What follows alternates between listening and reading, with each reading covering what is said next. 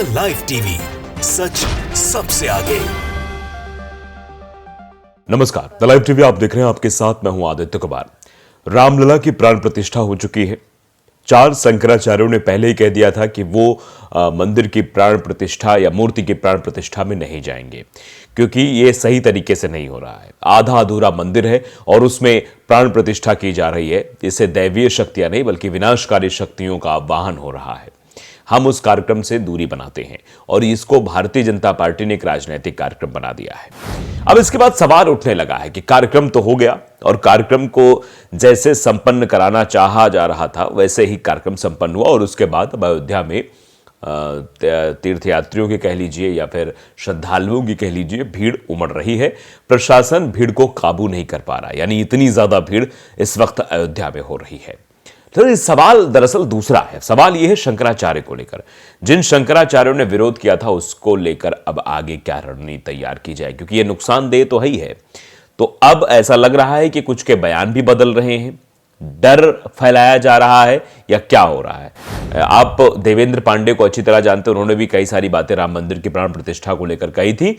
वो हिंदू महासभा के जो है राष्ट्रीय महासचिव हैं हिंदू महासभा के, उनका एक बयान वायरल हो रहा है सोशल मीडिया पर, जिसमें वो कहते हुए नजर आ रहे हैं कि जिन 4 शंकराचार्यों ने इस बात का विरोध किया था कि प्राण प्रतिष्ठा अधूरे मंदिर में नहीं होना चाहिए, मंदिर पूरा बनना चाहिए तब उसके बाद प्राण प्रतिष्ठा होनी चाहिए, उन लोगों के साथ गलत होने वाला है। उन लोगों का जीवन खतरे में है। और अब जानते हैं किसी बड़े पद पर बैठे हुए व्यक्ति को जान से मारना ही सब कुछ नहीं होता है। आप उसके आत्मसम्मान को मार दीजिए, आप उसके व्यक्तित्व को मार दीजिए, वो अपने आप मर जाएगा।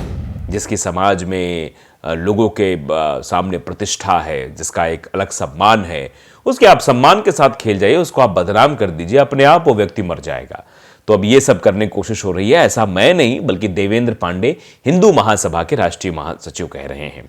उन्होंने कहा क्या है ये हम आपको थोड़ा सा सुनाएंगे, लेकिन पहले बता भी देते हैं आखिरकार क्या कुछ उन्होंने कहा। दरअसल उन्होंने कहा है कि जो 4 शंकराचार्य हैं इनमें से किसी को फंसा दिया जाए, किसी के घर ईडी सीबीआई पहुंच जाएगी, बड़ा मनी लॉन्ड्रिंग का मामला बनाया जाएगा, किसी के बेडरूम में लड़कियां पकड़ी जाएंगी, कोई ड्रग्स तस्करी करते हुए पकड़ा जाएगा। मतलब किसी भी तरीके से अब इन साधुओं को, इन शंकराचार्यों को फंसाने की कोशिश की जाएगी, इनको मतलब इनके अस्तित्व को खत्म करने की कोशिश की जाएगी। क्योंकि अगर इनका अस्तित्व खत्म नहीं होगा तो इनके द्वारा उठाए गए सवाल, राजनीतिक पार्टियां, विपक्ष भी इन सवालों को उठाता रहेगा और इन सवालों से बच नहीं पाएगी भारतीय जनता पार्टी की वर्तमान सरकार। इसलिए शंकराचार्यों का जीवन इस वक्त खतरे में है। जरा आप ये सुन लीजिए, उसके बाद आप खुद निर्णय करिए कि आखिरकार देवेंद्र पांडे क्या कुछ कह रहे हैं। सुनिए। उनका जीवन खतरे में है, उनका जीवन खतरे में है।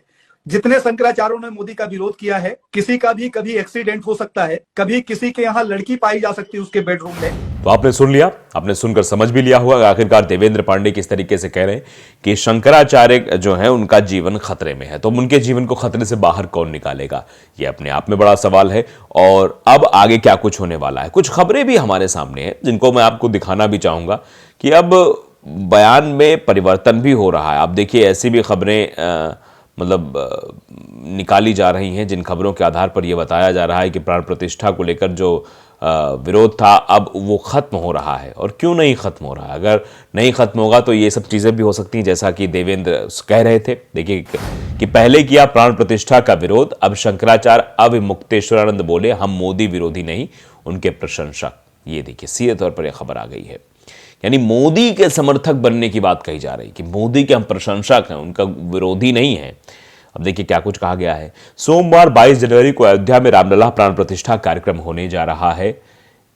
इसको लेकर तैयारियां लगभग पूरी हो चुकी हैं और इन्हें अंतिम रूप दिया जा रहा है। जब खबर लिखी जा रही थी तब उसके पहले की है, लेकिन अब कहा जा रहा है ये सब हो रहा है। राम मंदिर उद्घाटन के मुहूर्त को लेकर सवाल उठाने वाले शंकराचार्य अविमुक्तेश्वरानंद ने कहा कि हम मोदी विरोधी नहीं उनके प्रशंसक हैं। ये सीधे तौर पर बात कही गई है। शंकराचार्य ने कहा कि सच्चाई यह है कि प्रधानमंत्री मोदी ने हिंदुओं को आत्म जागरूक बनाया है, जो छोटी बात नहीं है। हमने कई बार सार्वजनिक रूप से कहा है कि हम मोदी विरोधी नहीं बल्कि उनके प्रशंसक हैं। भारत के दूसरे ऐसे प्रधानमंत्री का नाम बताइए जिसने पहले भी मोदी की तरह हिंदुओं को मजबूत किया हो। हमारे कई प्रधानमंत्री रहे हैं और वे सभी अच्छे रहे हैं, हम किसी की आलोचना नहीं कर रहे हैं। तो अचानक से ये भाषा परिवर्तन, अचानक से ये हृदय परिवर्तन क्यों हो रहा है, इसके पीछे कहीं देवेंद्र पांडे के द्वारा कही गई बात का असर तो नहीं है कि जो नहीं झुकेगा वो काट दिया जाएगा? यानी अगर झुकना पसंद करते हो तो ठीक है, नहीं तो फिर आपके खिलाफ ऐसे षड्यंत्र रचे जाएंगे जिनका आप जवाब तक नहीं दे पाएंगे और आप पूरी तरीके से फंस जाएंगे। अब देखिए, उन्होंने सवाल करते हुए आगे कहा कि जब अनुच्छेद 370 खत्म किया गया तो क्या हमने इसका स्वागत नहीं किया? जब नागरिकता संशोधन कानून आया तो क्या हमने इसकी प्रशंसा नहीं की? क्या हमने प्रधानमंत्री मोदी के स्वच्छता अभियान में बाधा डाली? हमने इस बात की भी सराहना की कि सुप्रीम कोर्ट की ओर से भूमि पर राम मंदिर बनाए जाने के फैसले के बाद कानून और व्यवस्था की स्थिति में भी कोई व्यवधान नहीं आया। आप समझिए, यह सवाल उठाने की जरूरत क्यों पड़ी अभी मुक्तेश्वरानंद महाराज जी को? क्योंकि हो सकता है कोई ना कोई प्रेशर तो उनके दिमाग पर पड़ा होगा, यहां आया होगा, इसीलिए अचानक से मोदी का महिमा मंडन होने लगा, अचानक से मोदी जी का गुणगान होने लगा, क्योंकि पहले तो कुछ और ही वो कह रहे थे। शंकराचार्य स्वामी अविमुक्तेश्वरानंद ने कहा, जब भी हिंदू मजबूत होते हैं तो हमें खुशी होती है और नरेंद्र मोदी वो काम कर रहे हैं। अभी तक नरेंद्र मोदी पर सवाल उठाया जा रहा था, अभी तक भारतीय जनता पार्टी पर सवाल उठाया जा रहा था, अभी प्राण प्रतिष्ठा को लेकर सवाल उठाया जा रहा था, लेकिन अब सवाल बदलने लगे। अब सवाल उठ ही नहीं रहे, अब प्रशंसक हो रहे हैं, अब प्रशंसा के गीत गाए जा रहे हैं, प्रशंसनीय बातें मुंह से निकल रही हैं। इससे पहले शंकराचार्यों ने अलग अलग कारण बताकर राम मंदिर के उद्घाटन से किनारा कर लिया। हालांकि रामलला प्राण प्रतिष्ठा का इन शंकराचार्यों ने समर्थन भी किया है। मामले पर शंकराचार्य स्वामी अविमुक्तेश्वरानंद ने कहा था कि मंदिर अभी पूरी तरह से बनकर तैयार नहीं हुआ है और उससे पहले प्राण प्रतिष्ठा नहीं की जानी चाहिए। अधूरे भगवान की प्राण प्रतिष्ठा शास्त्रों में निषेध है, वो नहीं करनी चाहिए। पहले बोल रहे थे दिव्यांग मंदिर में प्राण प्रतिष्ठा नहीं हो सकती है। मोदी जी ने यह कह दिया कि विकलांग मत कहो, दिव्यांग कहो, तो आज की तारीख में यह दिव्यांग मंदिर है। दिव्यांग मंदिर में संकलांग भगवान को, जिनके सकल यानी सभी अंग हैं, उन्हें कैसे प्रतिष्ठित कर सकते हैं? प्रधानमंत्री मोदी 3 बार धर्मनिरपेक्षता की शपथ ले चुके हैं, इसलिए किसी धर्म कार्य में उनका सीधा अधिकार नहीं बनता। यही अविमुक्तेश्वरानंद द्वारा कही गई बात है। अगर वे विवाहित है तो पत्नी के साथ बैठना होगा। पत्नी को दूर कर कोई भी विवाहित व्यक्ति किसी भी धर्म कार्य में अधिकारी नहीं हो सकता है। शिखर और ध्वज के बिना मंदिर में प्राण प्रतिष्ठा की गई तो वो मूर्ति तो राम की दिखाई देगी, लेकिन उसमें असुर होगा और उसमें आसुरी शक्ति आकर बैठ जाएंगी। ये बात पहले कही गई थी, जिनमें परिवर्तन हुआ है। आप समझते हैं प्राण प्रतिष्ठा कार्यक्रम से नाराज क्यों? जब यह सवाल उनसे पूछा गया तो उन्होंने कहा कि मंदिर परमात्मा का शरीर होता है, उसका शिखर उनकी आंखें होती हैं, उसका कलश उनका सर और ध्वज पताका उनके बाल होते हैं। इसी चरण में सब चलता है। अभी सिर्फ धड़ बना है और धड़ में आप प्राण प्रतिष्ठा कर देंगे तो यह हीन अंग माना जाएगा, यह अंगहीन हो जाएगा।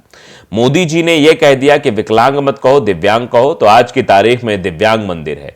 दिव्यांग मंदिर में संकलांग भगवान को, जिनके सकल सभी अंग हैं, उन्हें कैसे प्रतिष्ठित कर सकते हैं? वो तो पूर्ण पुरुष हैं, पूर्ण पुरुषोत्तम हैं, जिसमें किसी प्रकार की कोई कमी नहीं है। मंदिर के पूरा होने के बाद ही प्राण प्रतिष्ठा शब्द जुड़ सकता है। तो ये पहले कही गई बात थी जो बाद में परिवर्तित हो गई। तो ये जो बात कही गई है देवेंद्र पांडे की बात पर अगर हम आए तो ये जो कहा गया है कि शंकराचार्यों को फंसाया जाएगा, तो क्या कुछ ऐसा हो रहा है? क्या कुछ ऐसा दबाव बनाया जा रहा है, इसीलिए यह परिवर्तन हो रहा है? यह अपने आप में सवाल बना हुआ है। द लाइव टीवी को अगर आपने सब्सक्राइब नहीं किया जरूर करिए, बेल आइकन दबाइए ताकि सच खबर आप तक पहुंचती रहे। नमस्कार। द लाइव टीवी, सच सबसे आगे।